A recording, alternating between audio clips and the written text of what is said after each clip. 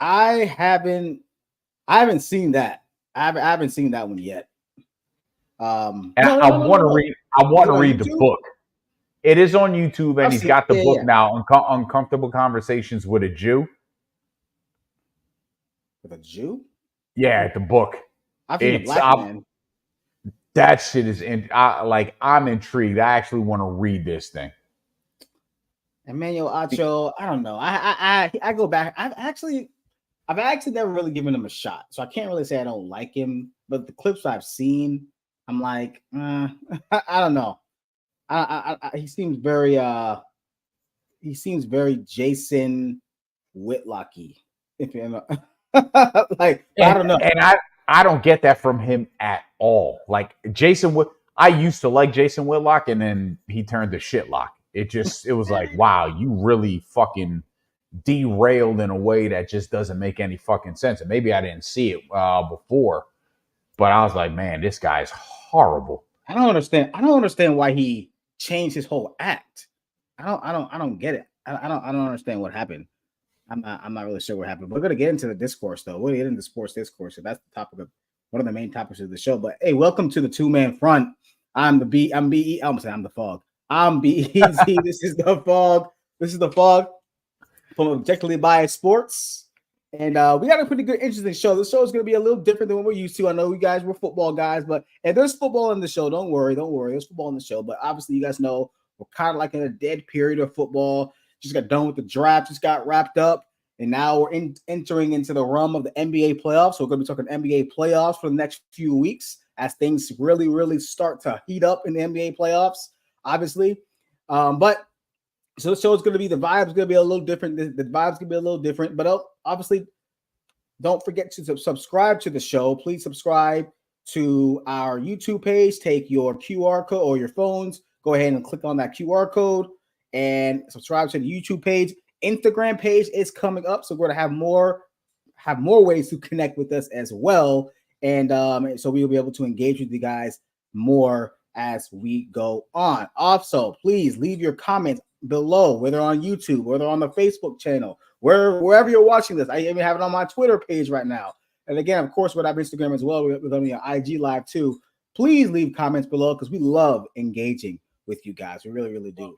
Okay. And here's the rundown. What are we talking about today? Like I already said, overall sports discourse. Is it broken? And I'm going to explain why I decided to talk about this. It's actually a post I put up a couple days ago about LeBron James. And I'm just so wowed by like the response it got and like the weird response it got. Like, and that made me want to talk about this, Fall. Is the overall sports discourse, is it broken? And then I didn't put this, but can it be fixed? Can sports discourse be fixed at this point? I don't know. No HBCU love. No HBCU players were drafted this year in 2024. We'll talk about that. And can that be fixed? What do NFL teams need to do what does the NFL, I should say, need to do to get more love for these HBCUs? The second time in 4 years that no HBCU players were drafted. And then, of course, what's next for LeBron James? Obviously, everybody's asking that question now. That's one of the big questions of the week since the Lakers were eliminated by the Nuggets a couple of days ago. What's next for LeBron James? But let's go ahead and get right into it, Fog. Sports discourse. Is it broken? Can it be fixed? As you see on your screens, we got Jordan versus LeBron, Mahomes versus Brady. I mean, what else is there? I don't even know. But there's so many verses. There's so many things.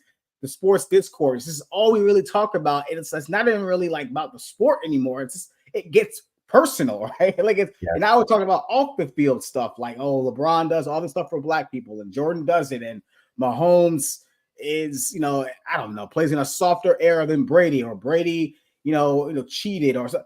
I don't know. Fog. Sports discourse. What is your overall feeling on about it, and can it be fixed at this point in time? Shit. I don't know if it can be fixed. I don't like it. I've really disengaged from I want to say maybe 10, 15 years ago from how much I watched it to now I just pick and choose what I want to listen to as far as podcasts Every now and then I watch some of the shows, but I just, like you said, it's narrative driven. And it's become so much so that we're not looking at statistics. We're not looking at eras in which players played. We're trying to spin those statistics and spin those eras in which players played to fit what our personal beliefs are. It's no longer becoming a conversation about facts. It's becoming a conversation about opinion and how people are trying to say their opinion is actually fact. Yeah, It's right. disappointing. Yeah, I No, mean, it's disappointing. Is what it is. You look at the numbers right there. You're looking at Brady and Mahomes. Is Patrick Mahomes a better quarterback than Tom Brady was in his first 5 years? Abso-fucking-lutely. Tom Brady was Mr. Irrelevant. Are you shitting me? He wasn't on the talent radar. Patrick Mahomes was a first round pick, a top 15 pick. He absolutely is a better quarterback than Tom Brady was through the first 5 years of their careers. There's not you can't debate that. Does that take away from Tom Brady becoming the GOAT quarterback? Absolutely not. Does that take away from what Patrick Mahomes has done and what we've witnessed thus far in his career? Absolutely not. Why can't both coexist? And right. that's the big problem. You're either here or you're here. You're either with me or against me, and there's no in between. That's the problem. There really is no in between, and that's the thing. There is literally a black and white argument in sports discourse right now. Same thing with Jordan. You use Mahomes and Brady. I'll use Jordan and LeBron, and that's honestly, it's a fun debate. And honestly, let's be real, the Jordan LeBron debate may be the greatest debate of all time because there is so much information to be used. But I feel like there is a way with sports discourse today, the way we talk about sports and the way we have these discussions. It really does seem like you can't uplift one without trashing the other, and that's my biggest issue, right? And I posted a post about Anthony Edwards said something about LeBron James, about how he appreciates LeBron, and he has a lot of haters, and this is kind of paraphrasing. And then I pretty much said that, I agree with Anthony Edwards. I'm not the biggest. I'm a LeBron fan. I'm not gonna say I'm not the biggest fan. I'm a LeBron fan. He's not my GOAT or my, he's not. I don't think he's the GOAT. I think it's Jordan. But I just pretty much said that, and I was pretty neutral. I said I feel like I'm gonna miss LeBron James because he's meant so much to the game of basketball. He's meant so much to like me watching sports. Like I remember where I was when I first saw LeBron's first game, and I'm probably gonna remember where I am when he plays his last game, right, of his career. And like I can't even say that about Jordan. I don't even have that connection with Michael Jordan, right? So I can't even like say that. But I said something like that on my page, and dude, when I say the comments on that one post about LeBron being, saying that, he deserves the hate because he self-proclaimed that he was the GOAT, or he deserves this, or he's a flopper, or like Jordan never did this, Jordan never did that, or LeBron can't do what Jordan did.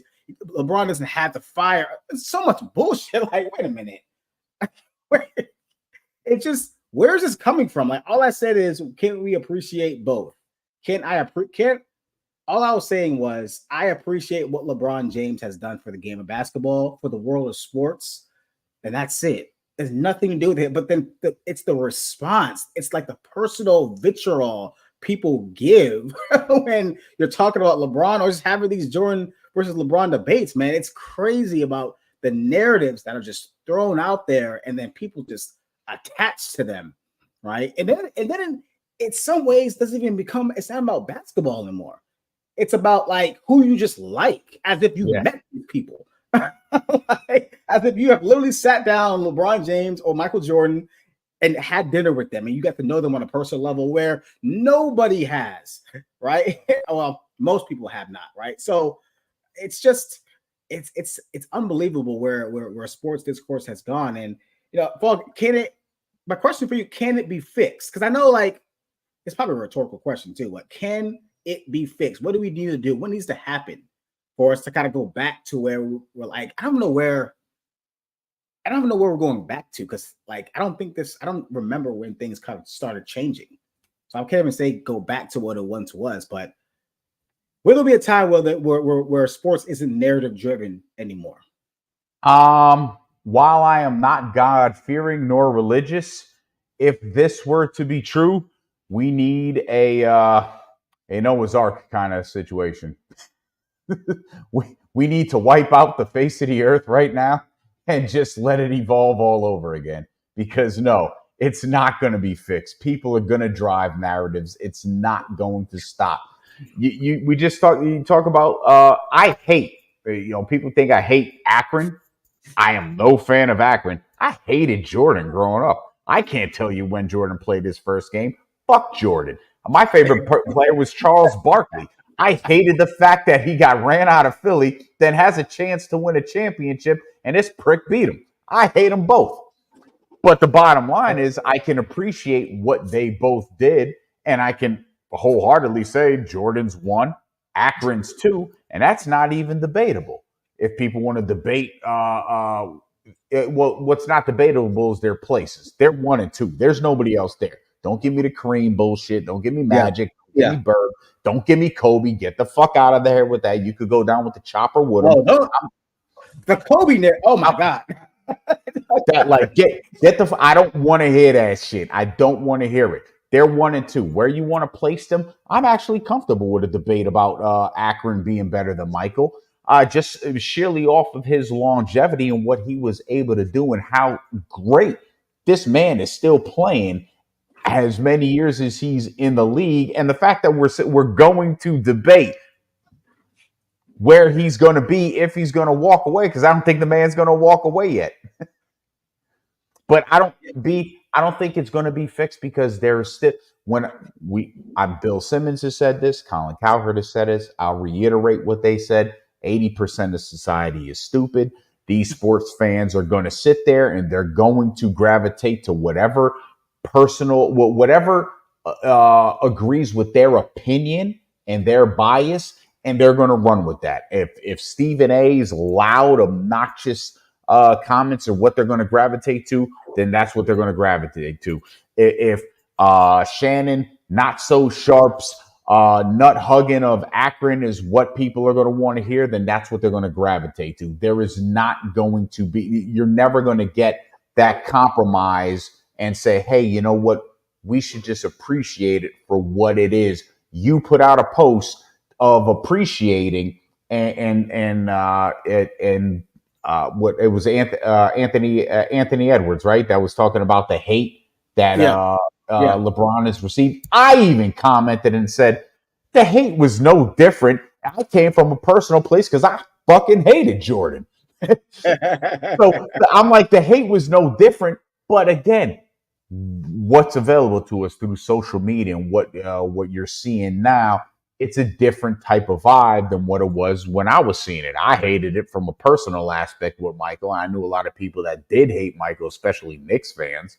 Whereas with social media, you've got a global hate or love going towards Akron, and you see it at a bigger scale and in a grander spectrum than you did back in the 80s and 90s with Michael. But I don't think we can fix it because, like I said, society's not going to allow it. People are still going to do what they do.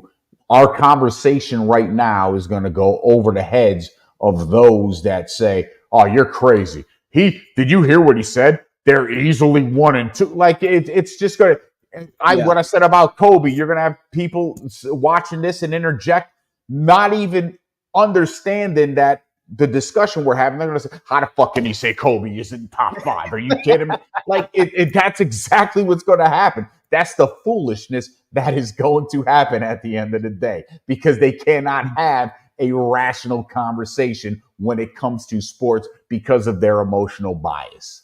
Yeah, absolutely. It's hard for people to not only agree, disagree, but it's hard for people to just kind of understand where someone else is coming from when it comes to their debate. Even if you think Kobe is the best player, out of these two, or he's up top 5, I don't think so. I don't think he is, but can I understand why you would think that? Kind of. But yeah, I'm going to acknowledge it. I get it. I understand why people think Kobe, because he mimicked Jordan's moves and that was their Jordan growing up. I understand all that. I get it. But yeah, it's just one of those things, man, where I honestly blame two people. Before we move on, I blame two people for this. I really do. I blame Skip Bayless. I blame Stephen A. Smith. Like, those are the two people I blame for where sports discourse is today. I blame those two talking heads. Now, honestly, I respect them both for what they've done for sports media, because they're kind of the spearheads of where we are now. Like, in terms of like just talking sports on a platform and giving your ideas or debates, having this Jordan versus LeBron debate really kind of, I don't want to say it started on First Take, but it really took off on First Take, right? And now Brady and Mahomes doing the same thing, right? They're like the Jordan LeBron of football, right? So, I think I blame those guys, man, because they just don't bring any substance when it comes to the actual games, not the legacies, all this crap, not all that. There's time and place for that. I'm talking about the actual game, breaking down the games, X and O's, breaking down plays. All these shows don't do that, man. So these shows that keep popping up, like First Take, Get Up, I don't know, First Things First, Undisputed. It's those shows that really have really broken sports discourse, along with obviously the explosion of social media as well. So, but you got to understand those shows is what pivoted other people into some of these other podcast shows that you see with like Gilbert Arenas and Al Harrington, and you sit and you listen to this shit, and I'm like, God, how does that even come about? It's unfortunately 80% of those shows that have come about because of Skip Bayless and Stephen A. Smith and your First Takes. What has now evolved is just a extension of the stupidity and the showcasing of what they started. Yeah, I don't know, man, but we'll see. I just it was very interesting how like my post in the comments didn't connect at all. No. like none. People didn't even like that I showed appreciation for LeBron. They don't want me to show appreciation. They didn't even stay on tie. At least I stayed on topic with the quote. I was like, wait a minute. I understand it, but let's I get it. The younger heads aren't going to understand that because they're not going to get it. But it's like where that post went, I was like, wow. Y'all really love Jordan and hate Akron, or vice versa. Those of you who are joining us, and Akron is LeBron. Steven Vlog's been calling LeBron Akron as long as I've known him. So if you didn't know, if I'm sure y'all picked it up, but that's LeBron. Okay, let's go. Moving on. LeBron Akron James. Moving on to our next topic. This is something that I came across the other day. Which is one of those things where it doesn't come as a shock, but it is a shock at the same time. No HBCU players were drafted in the 2024 NFL draft. This is the first time since 2022, I believe. Here's some numbers for you if you want to get a little more specific. There are 19 group of 5 players picked, 11 FCS players, 3 international players were chosen. So basically like rugby guys, right? 1 D1, 1 D2 player, 0 HBCUs. Last year, 36 Group 5 players chosen, 10 FCS picks, 1 HBCU player, and 2 D2 players, 0 international picks.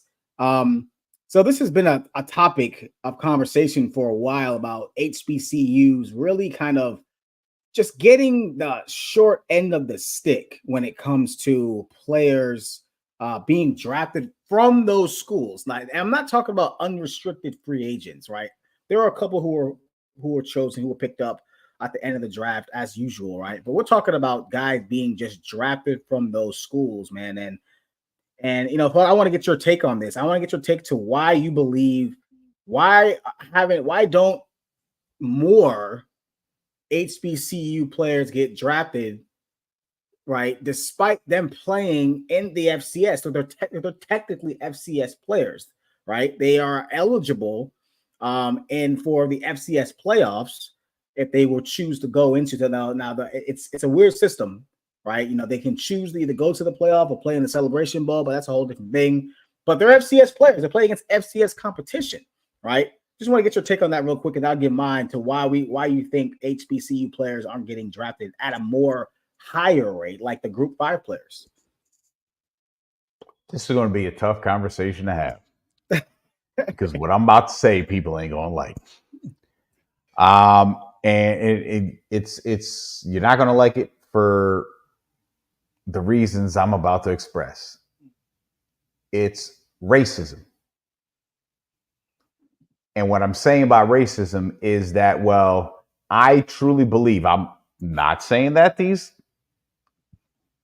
establishments, not saying that these organizations are looking at it that way, but you kind of get the feel that, well, if they were the better black players, why wouldn't they be playing in the Power 5 conferences? And I just had, because the numbers I was looking up, how many players have been drafted from HBCU schools? And listen, you could go back for the last, I think, 5 drafts, maybe a total of 4. I think it was that were drafted. 4. So it's like, if I'm sitting back and I'm looking at this, all right, well, where do we connect the dots here? What's missing here? They're playing, like you just said, they're playing the same FCS conference players and they're playing them at that high level. It's not like they're D2 or D3 schools. These are D1 schools that they're playing. So why aren't they being picked? And I could not think of anything else other than, wow, this is a bold ass statement. But where else do you go? I would love to hear what you have, because if you don't have anything else and you're about to say what I just said, maybe in a different manner, then there's a problem, and it can't be fixed by anything other than owners and scouts taking a look at these players and not viewing them as lesser than the players that are playing in Power 5 and Group 5 conferences. I mean, I don't disagree with you when there's probably is a level of racism there, but for me, that's not the overarching reason. I'm sure that's a reason for some. I'm sure it is, right? But I'm not saying. I think it's just more so that these NFL teams and scouts just don't want to go to these games. Like, they just don't want to. For whatever reason, there's no desire to scout HBCU players the same way they scout a player that went to Georgia Southern, or a player who plays at, I don't know, ODU, right? Or a player like, or they're not FCS anymore, they used to be, or a player that plays at like Texas State or whatever. Like an FCS school is what I'm saying, right? A Group 5 school, right? Or an FCS school, like a North Dakota State or Montana. There's like NFL scouts go to those games. Like these NFL scouts and GMs, they go to these Group 5 and FCS games. Why aren't they going to HBCUs? One reason, I think it has to do with just the stereotype of, HBCUs not being very funded. So there's like a stigma of, oh, if they're not funded, there's no way they are like prepared to play on the next level if they don't have the funds that FCS players have or Group 5 guys have, right? I think that's one of the reasons, because HBCUs are, some of them, not all, but some are underfunded. And I think there's like a little bit of a stigma there, right? Also, I think it's just a matter of will. Like, do you want to go to an HBCU game? Do you have a desire to go to an HBCU game to find top level talent, right? Or not top level talent, at least mid-level talent that you can actually draft maybe in the back end of those rounds, right? it's funny because I don't know when this turned, because there was a time where some of the greatest players ever like went to HBCUs, like Walter Payton, like Jerry Rice, like Steve McNair. I'm sure I'm leaving out somebody. I'm sure there's some other players who went to HBCUs that had success in the NFL. All three of those guys, with the exception of McNair, are Hall of Famers. McNair's a former MVP. So it's happened. Terrell Owens, I believe, went to an HBCU. He's a Hall of Famer as well. They were going to HBCUs and scouting these guys. Terrell Owens was drafted in the third round, I believe. He was a third round pick from an HBCU. So the talent is actually there. The talent is there. You can't tell me the talent is there when it's been proven that they are there and they've had success in the league. Shaq Leonard, right, who's had a lot of injury issues. He's the most recent guy who's had a lot of success in the NFL for the Colts, who's Rookie of the Year. He went to South Carolina State, right? So I think so far it always comes down to this, man. The NFL is a copycat league. We all know it. It's a copycat league. And, until some team, like some innovative coach or whatever, like an Andy Reid or Mike McDaniel or whoever, goes to an HBCU and sees a player that he can like plug in, like, yo, that guy is good. I want to get him. I want to draft him in the first, second round, and then makes him a player. Only then is when things will start rolling, because that takes a lot of will, right? That you're actually putting in the work, and you want to go to a Jackson State versus like Southern game or Grambling versus Howard, and you want to study these. You can't tell me that there's not one draft worthy player on an HBCU. That's a lie. Like, people who are trying to tell me that on Twitter and everywhere else, that's not true. You can tell me there's more in D2 than an actual HBCU, or there are more international players. Like, well, here's the other thing. I think I'm going to double down with my statement. With the emergence of NIL, that may be a huge change too, because once again, you're going to see a little more parity in Power 5 and Group 5 conferences. So again, maybe I shouldn't say instead of using the word racism, I should prejudice towards these HBCUs, is that, well, we're not going to look at these players because, again, if these players were going to be that elite player, they would be playing in a Group 5 or a Power 5 conference. So there's no need to really look at them, especially if they're putting up similar stats to guys that are going to be drafted in the third, fourth, or fifth round of these Power 5 and Group 5 conferences. If you're putting up similar stats to those guys, then it's not eye-popping. It's not jaw-dropping. What you mentioned, Jerry Rice, what Jerry Rice was doing, his numbers were ridiculous. You can make the argument he's one of the 5 greatest college football wide receivers because of the numbers that he put up. Yeah. So Terrell Owens' numbers were phenomenal, and he was just a phenomenal physical specimen as well. You couldn't deny what he had. And remember, there was issues with his mentality and his temperament, not his talent. So that's why they still went down to look at him. If you don't have that type of, if you're not exhibiting that type of performance at an HBCU, unfortunately, you're probably not going to get looked at.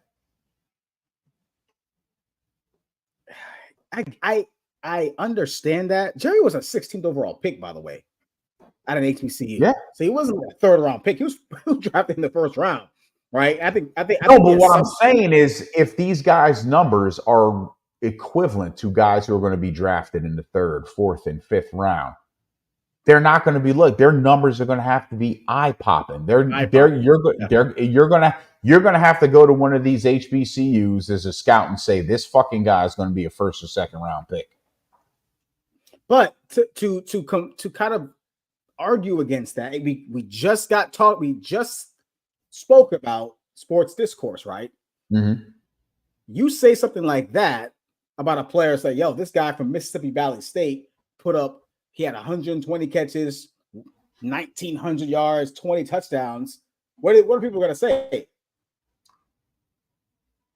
No, they're either going to go, oh wow, that's incredible, or oh look where he did it at. Like, that's the most likely response. They may even say both. They say, oh wow, that's crazy. Those are crazy numbers, but where did he do it at? At HBCU? Oh yeah, well okay, 7th round.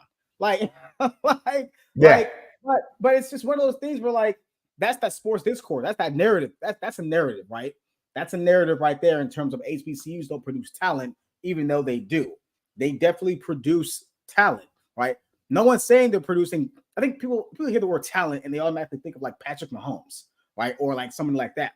No one's talking about that. We're talking about just talent to play in the NFL. That's it. Draftable talent, right? Like there are HBCU players that are draftable. That's even a word. That are draft worthy, I should say, right? And I just don't think these numbers on the screen, man. I don't buy it. it don't make there sense. I don't buy that there are 3 better international football players than HBCU players. That's the crazy part. Like you have, like you were stating, these guys are going out to find them, and they just don't want to go to these schools. You went to another country to scout somebody? Go over to the country, dog. What is that player doing? How many international players do we have that are actually great pros right now? I think the last guy. Who's the last guy? Well, the NFL? I don't know what it. Yeah, I don't know what international guys were drafted this year. I got to take a look at that. There's that one guy. What's his name? Oh man, it was too long ago. It was a guy that he was a tight end. They drafted him as a tight end for San Francisco, I think it was. Yeah. They drafted a rugby. Where is he? I'm looking up his name right now. Jared Haynes. So Jared Haynes was Australian football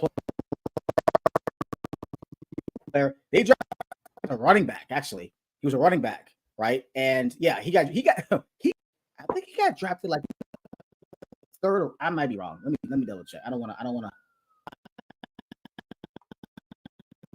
to. But I feel he got drafted pretty high, but I could be dead wrong. Let me see. Let me see. I want to say he might have been a 6th round pick, 5th or 6th round pick. He may have been. I don't think it was a 3rd round pick. I'm probably thinking of somebody else. But still, the fact that he was drafted. Yeah. Come on. That's scouts and GMs trying to take a reach on someone to say, "Oh my God, if this hits, I look like a genius." It's just unbelievable. It's unbelievable. Oh, this guy, he's in jail. Oh, that's a great pick. What is he? Okay, I don't want to. For sexual assault. I didn't even know he was in jail. Okay, that's crazy. But anyways, I didn't think I was going to run into that information. But the point is that like you and I have said that it's a will, right? It's a will that these scouts have to be able to want to do. Like I said the same thing to my school. Like when it comes to like this diversifying the staff, the school, whatever, you have to want to do that. There has to be a passion for you to want to diversify a place or a school in order for it to happen. You just can't put in initiatives and then not do anything, right? It's like the Rooney Rule, right? It's like the Rooney Rule. The Rooney Rule, yes, it forces teams to at least interview black or minority coaches to say, right? At least interview. Has it helped? I don't really know if it's helped or not. Maybe it has because now you're getting guys in front of you, right? But at the same time, I'm not a big fan of it because I feel like there should be a want. You should want to hire minority coaches, right? Yeah, I shouldn't have to do this. You shouldn't be having to do it just to fill a quota. 100%. Exactly. That's the thing. You should want to do it, right? And that's what I think is going on here with HBCU players not getting drafted. I think it's more so of just scouts and GMs not wanting to go to the games or not even want to put in the tape. Like you don't even got to go to the game. Let's put the tape on, right? Put the tape on and bring him in to work him out. Like this HBCU combine they do, I don't really buy it. I know there's scouts there, but I don't buy it because it didn't work. Clearly, none of those players were draft worthy. So, and I'm sure some of those guys' measurables were better than some of these NFL combine guys that they did in January or in February. I'm sure they were, right? But I don't know. It's interesting. It's interesting that that this continues to happen. So I don't know. Maybe it'll change down the line. Who knows? But I don't know. It doesn't look too good when players from like different countries are getting drafted, not even signed, drafted before HBCU players, man. So it's interesting. Let's go on to our next topic, Fog. Kind of talked about him a little bit, but Akron. let's talk about LeBron James real quick. LeBron is scheduled to be an unrestricted free agent this summer. First time in 6 years he's be a free agent. And obviously they just lost to the Nuggets in 5 games. There's a lot going to be going on in LA. Darvin Ham's job's on the line. LeBron James is going to be a free agent. He has been very, very non-committal in terms of what he's going to do. It's understandable. He just lost. I mean, he's got to get his mind right. I get it. But he has options, Fog. He's 39 years old. He'll be 40 in December, year 22 for LeBron James, looking for that 5th ring. Fog, what's next for LeBron James? What do you think? Look in your crystal ball. Where does LeBron James play basketball next year? I don't see him leaving LA. Okay. So I think he stays with the Lakers, to be honest with you. I mean, think about it. He's invested his last 6 seasons now with the Lakers. Yeah. He's 21 seasons into the league. Just is about to be 40. Like, this is insanity. I just don't see him leaving LA. He's non-committal, but he's also been very non-committal in everything he's done. I mean, think about the transition from Cleveland to Miami. Yeah. He was non-committal. Even in the decision, he was non-committal until he committed. It was like, you didn't know what he was going to do. It's oh, shit, he committed to Miami. Is it real? Is he committed to Miami? Like, so his non-committal is nothing new, but I just don't see him leaving LA. I think this is it. I said it before when he went to LA. This was going to be his last stop. He did what he did in Cleveland the first time around. He went to Miami because he wanted to get something under his belt. He had a great time in Miami. He had unfinished business in Cleveland. He went back to Cleveland, did what he did there, and then just decided, let me go to one of the greatest franchises of all time and see if I could cement my legacy by bringing the Lakers a championship and bringing them to prominence in the same fashion that guys before him, Shaq, Kobe, Magic, Kareem, so he went to a historic franchise and decided, hey, let me do this. I don't see him leaving there. That I think this was his final stop. Where else could he possibly go? The Knicks? I just even though they're considered the Mecca of sports, what Mecca? They haven't won shit in New York since Willis Reed was there. Like, come on. Yeah, I'm kind of on the lines with you. I kind of lean a little bit though, him leaving LA, because I just don't know. He wants to win a championship. He wants that 5th one really bad. He wants that 5th one, right? And he knows he's not going to get 6 to Max Jordan, which I'm sure was his original goal. But I think now he just wants to kind of match maybe Kobe and Kareem, who have 5. Right, and that kind of puts him in an era, in a space where not many, and Magic as well has 5 too, right? So, I could see him staying in LA, but you know what I think is going to drive LeBron to go somewhere else, and I think he's going to take his talents to the Eastern Conference because the West is so damn difficult right now. It's so hard. So. It's like, the teams in the West right now, you have the Nuggets, you have Nuggets, you have Timberwolves, you have the OKC, you have Dallas, right? You have so many teams. I'm pretty sure I left somebody out, right? You have so many teams in the West that are competitive. Like, even the Warriors won, like, they won young teams too. Young teams That's too. the thing. Like you Young just mentioned, teams. Minnesota and Denver and OKC. These are young Bulls coming up.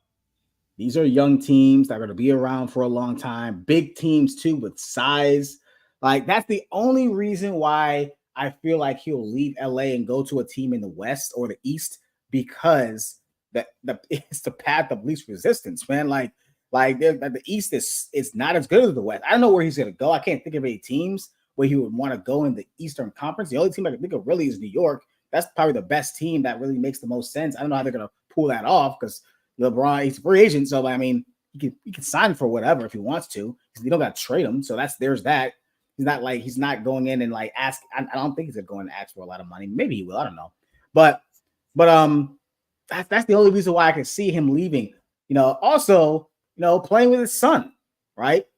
Where is Bronny? What's Bronny gonna do? I think Bronny's gonna declare. I don't see Bronny going anywhere else. I don't see him going back to college. I really don't. I don't see him doing it. I think he did declare. Did he? Well, I think he declared he didn't sign an agent yet, so he could always go back to school. So he declared and entered the transfer portal. So he's still kind of deciding on whether or not he wants to go to the NBA or go to another college. He's left USC definitely, but I think it depends on what Bronny wants to do, right? I think he likes LA as well. I agree with you. He's a family man. His whole life's in LA. He's got a lot going on for him there.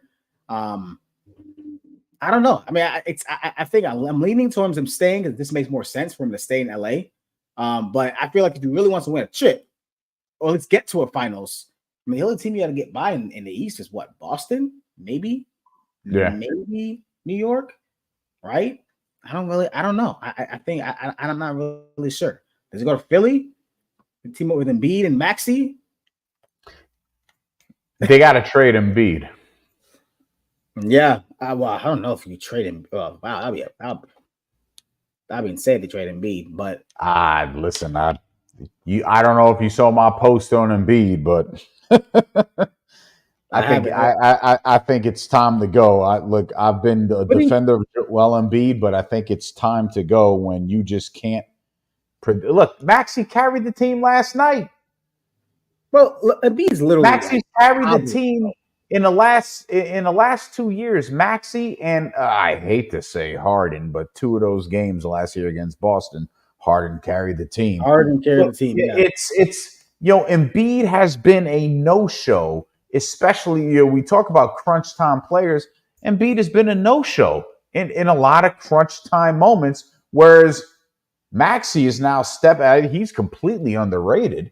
He's stepping up and he's showing up. He carried the team last night.